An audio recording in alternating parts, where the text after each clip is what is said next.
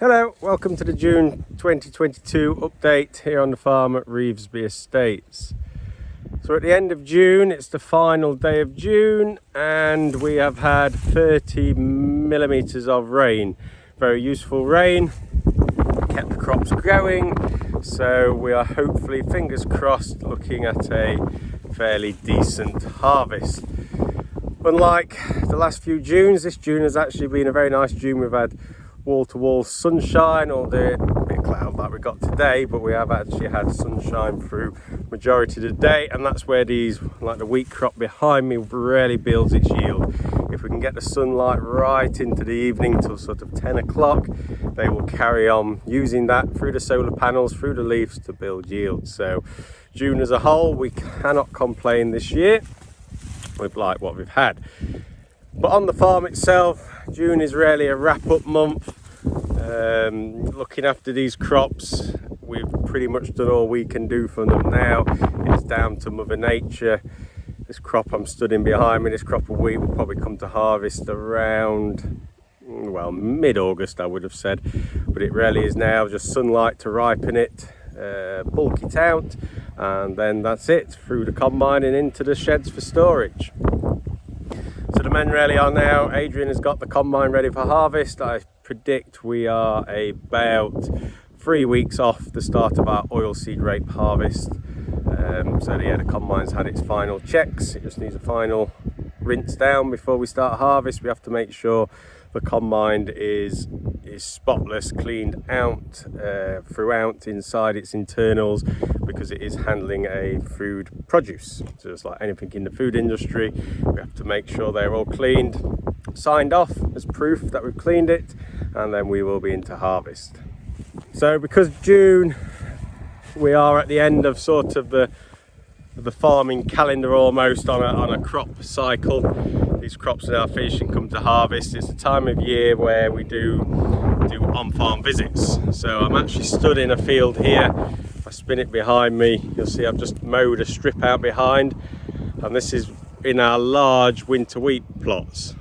You can probably see the colour changing on these plots. That's because here, for example, this line just here through to here is one variety of wheat.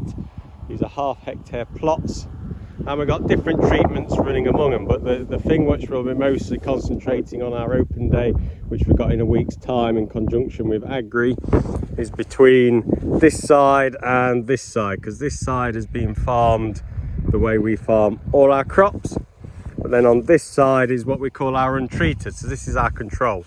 If we do nothing to these crops, okay, this has had nitrogen on it, but it hasn't had the fungicides to protect it from diseases, and it hasn't had the growth regs to stop it going flat. So this is left to see what these crops do left on their own, what disease pressures we get, and this side shows what happens if we treat with fungicide. Here's the fungicide program been working, but it just shows which crops need what treatments on them. So we'll have a look up and down. There's 20 different varieties throughout here. So we've got an open day in a week's time where we'll probably have around 50 farmers come on farm, and we'll discuss amongst other things which wheat varieties we think we should be growing next year. So I just travelled back down through these plots, and I thought just stop here, and it's quite interesting just to show what I mean about disease. So that side here is treated, and this side is the untreated. Now if you have a look in this crop, this is a group 1, this variety is called Zayat. Look here, no fungicide being on it. You can see how we're losing the green leaf area. These are the flag leaves. This is the most important part of this wheat crop at the moment. This should be green, catching the solar rays and building the energy into the grain, which is filling on this crop there. You can just see there's a bit of wheat in here, so the grains are filling in here. But you can have a look at this one. It looks very thin, very yellow.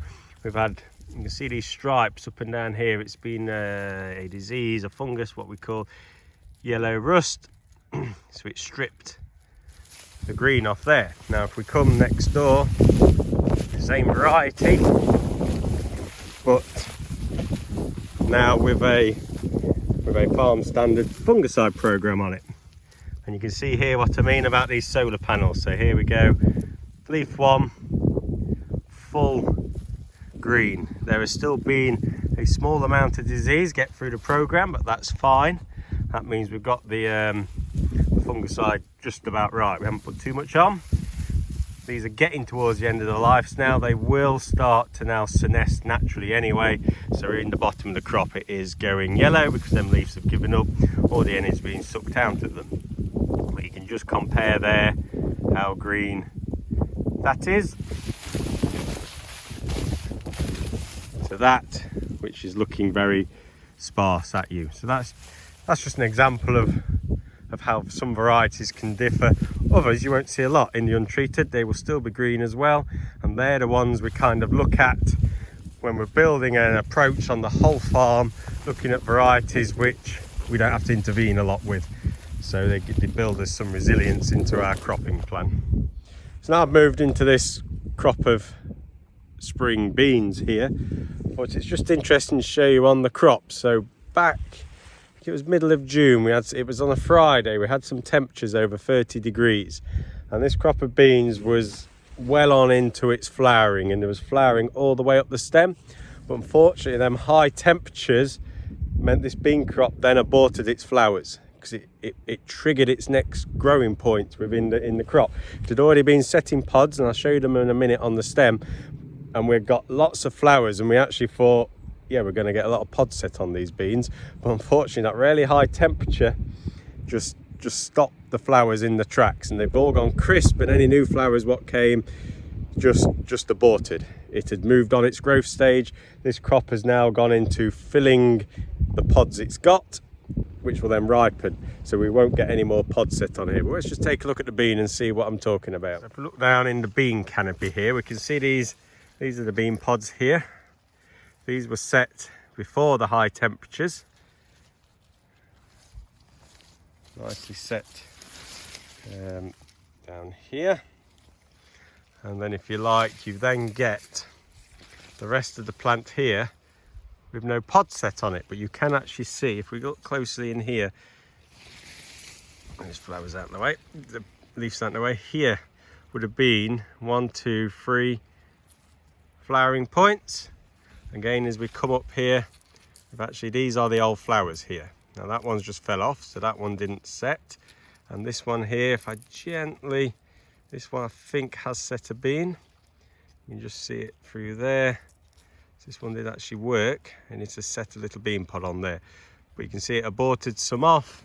And the same as we go up, flower here, it's gone black, nothing set within it.